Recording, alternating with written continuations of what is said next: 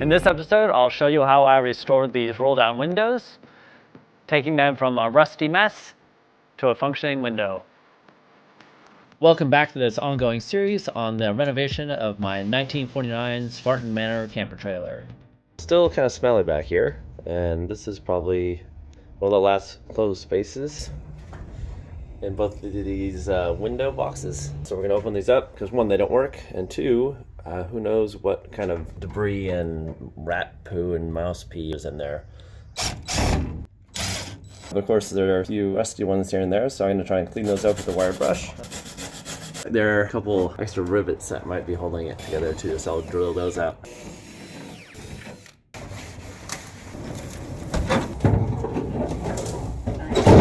Oops. So got this plate off finally. Pretty cool thing inside, but yeah, full of junk.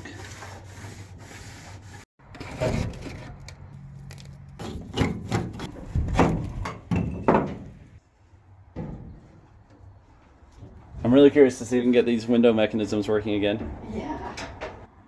Not too bad in here.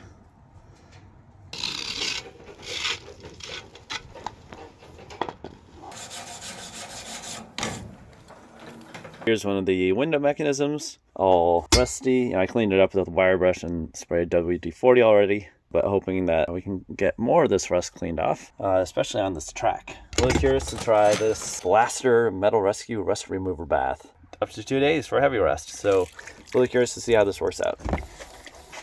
So this is about 2 days of this soaking, and it is a lot better. So there's a bit of a comparison.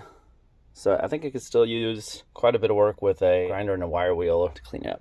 Here's the side-by-side comparison of before and after rust treatment in that bath. Pretty big difference. So let's put this one in the bath and see how it goes. In order to get it completely submerged, I just put these glass and plastic tub in here to raise the liquid level.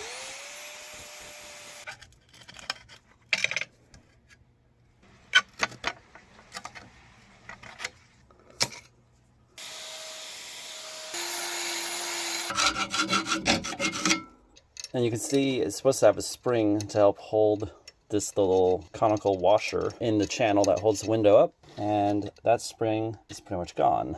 And at the hardware store, I found some of these, and I'm hoping I can fit that inside. I might have to cut a little bit off.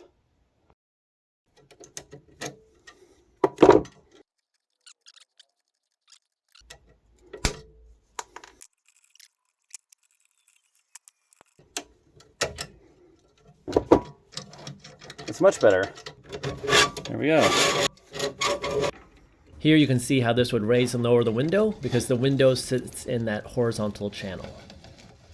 Here are the cleaned up window mechanisms. I've been debating for a while whether or not I want to paint these. They did have a coat of black paint on them originally, and I'm worried that if I don't put some paint on them, then they're just going to rust up inside of the window box, and that's going to be really hard to access. So I'm going to put a coat of this on there in the hopes that it helps preserve the metal longer. I rotated these so that I can hit the hidden parts of the gear. What are you doing, Mom? I don't know yet. Scraping goo off aluminum. Yeah, so these are the covers for the window roll-down mechanisms. I've since learned that mineral spirits work really well on old butyl tape. There we go, that's after cleaning up the inside. Purely for aesthetic reasons, painted the inside of these boxes. This is very exciting. This is the window channel for the roll-down windows. And there's quite a bit of extra in that 8-foot length. I found this 5/8 inch tubing at an automotive store and ordered 12 feet of it so that we have 3 feet for each of these drains on the 2 window boxes. And that should just go in there.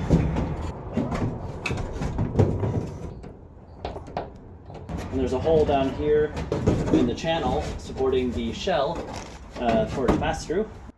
These are getting closer. I'd really like to be able to finish these before the rain really sets in. I need to straighten out this damaged edge of the box because otherwise it might not make a waterproof seal. And if a lot of rain did enter this window box, I don't want it leaking into the trailer.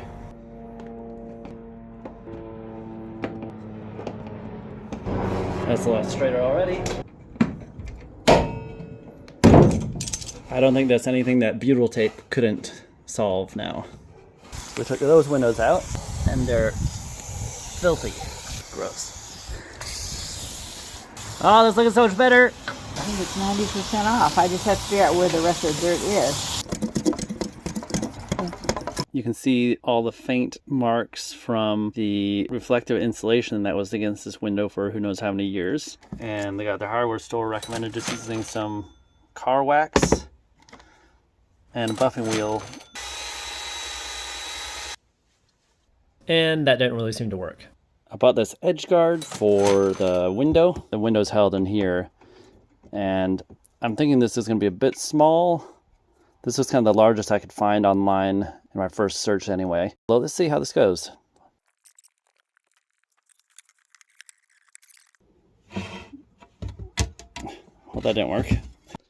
I ordered this material for the edge of this round window.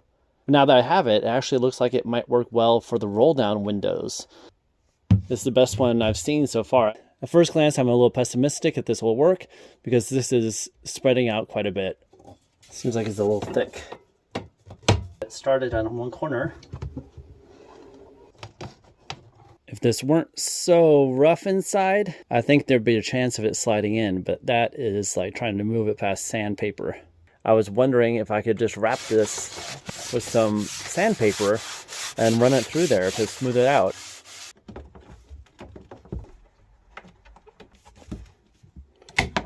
I feel like this grease could actually do a really good job.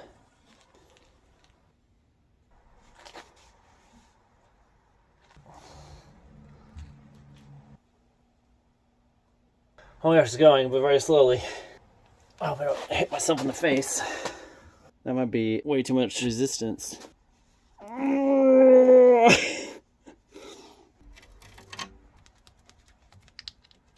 Millimeter by millimeter here. So I've managed to get pretty far, and now it's binding up. I'm wondering if I should have just tried to loosen this with a screwdriver along its whole length. Let's see if I can get this off. Oh man.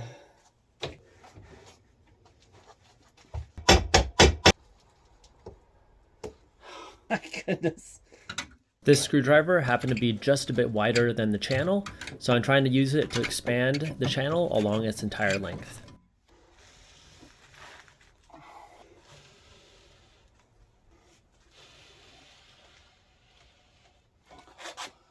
Oh my gosh.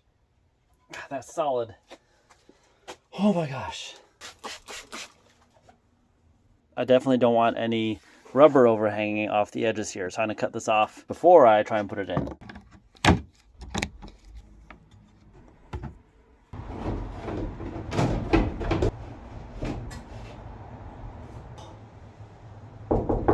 The window is in. Test window fit successful. That's pretty exciting though. It's looking really good. I bought some of this stuff to glue the window run in. There we go, I've got a nice little bead of it in the channel. And hopefully that'll hold the window run in there for a long time.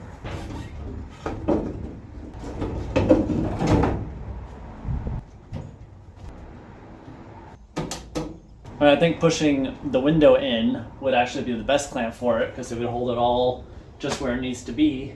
I got that clamped up, so I'll only be able to do one side at a time. I'll have to let that dry. In the meantime, I'm going to take out all these old rivets that used to hold another kind of seal there to keep rain from running down the window and into the window box. I'm just going to use the hacksaw blade to cut off the backs of these little rivets. Ah, easy. All right, now we have 3 holes there. So shortly after I took out the clamps, this just popped right out. I'm gonna try and seal that one in again. I don't think I'm using the right stuff because it's already coming undone on the other side. It's popped away over there, and it's popped away there as well. And that's been clamped for over a day. So now I'm gonna try and scrape out what I can and use some of that Gorilla construction adhesive. And use an X-Acto knife to clean off as much goo from the window run as I could. I'm being pretty conservative because I don't want a lot of white glue to leak out from the sides.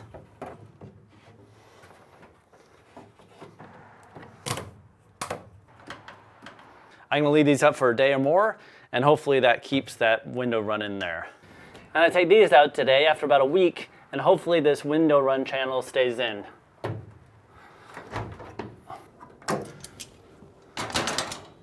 This is staying in. Nothing is popping out like last time when I used the wrong kind of adhesive.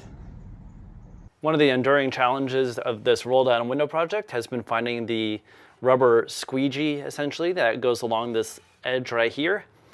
And I think I finally found it, and I've also got the tool to curve it into that shape. This is the window rubber I was able to find, and I believe the technical term is a window belt line. And it's basically a piece of rubber that runs up against the edge of the window to help keep rain out. Inside of this rubber is a strip of sheet metal to help give it its shape, and we need to be able to bend this in order to match the contour of the window frame. In order to do that, we're going to use a tool called a shrinker stretcher, and this has a set of interchangeable jaws that allows you to either contract the metal on one side or expand it on one side in order to create curves. Now that I've clamped it onto the bench, I can actually put more force on this handle.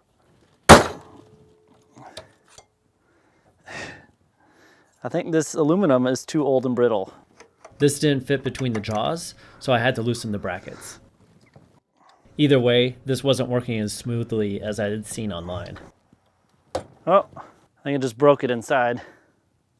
Well, you can see I've gotten a curve in here, but it wasn't accomplished the way I expected. It's more just that the metal broke, which I could have done myself by just cutting slices into it. Once again, all it's done is broken the metal. This is about as close as I've been able to get it, and it's not bad.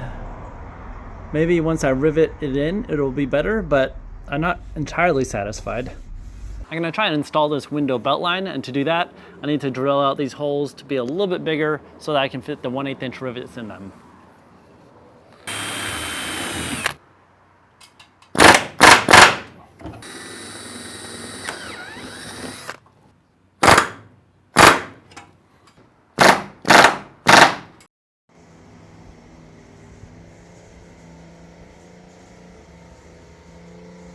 It's a little unsatisfactory. I wish that this lip hung over here more. I'm hoping once the window is in, it just pushes it up like that, and then it's not a problem. Let's go look at it from outside. All right, it looks about the same from outside. And just another quick look at how good these things look now.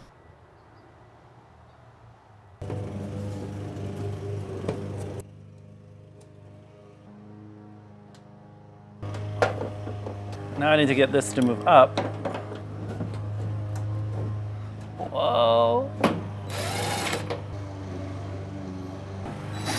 This is just a test. I'll need to put butyl tape on here too. I swear it's going up, but not down. It's hitting something. That's strange.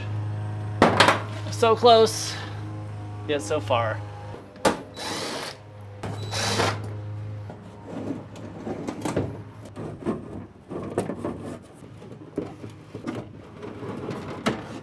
Uh-oh. Oh no.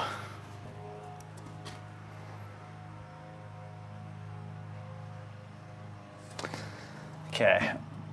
I was procrastinating on this for a long time because I wasn't sure what was causing it to bind up, but today I figured out that it's actually just this new window channel that I put in that is a little too tight. So all I need to do is widen it a little bit. So you can see just how hard it is to pull it down. And that's just too much for the window mechanism.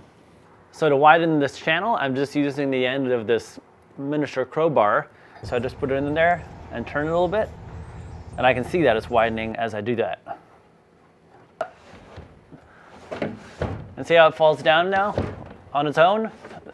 That's what I wanted, and so that way the mechanism can pull it down easily. That's such a relief. Okay, now the moment of truth. Up and down. I think the mechanism needs a bit of grease. There you go. The whole weight of the window is connected through this panel, so make sure you let it down gently after you take out the last screw. Taking off this panel for what's hopefully the last time, and then applying grease to the moving parts of the mechanism to help keep it working longer. Beautiful shape. I'm leaving the backing on because this stuff is really sticky, even in the cold. I'm using an awl to locate at least 2 of the screw holes so I can position this plate correctly. You'll really want to try and keep this plate away from the butyl tape until it's in position because it gets stuck very easily. I'm using those holes and 2 awls to hold the plate in position and then putting the screws back in. And that's it. And just a reminder of where we started and where we ended up. Overall, this project cost about $423 because I returned that shrinker stretcher tool, and over many months, took us about 15 hours to complete. Thanks for watching, and see you next time.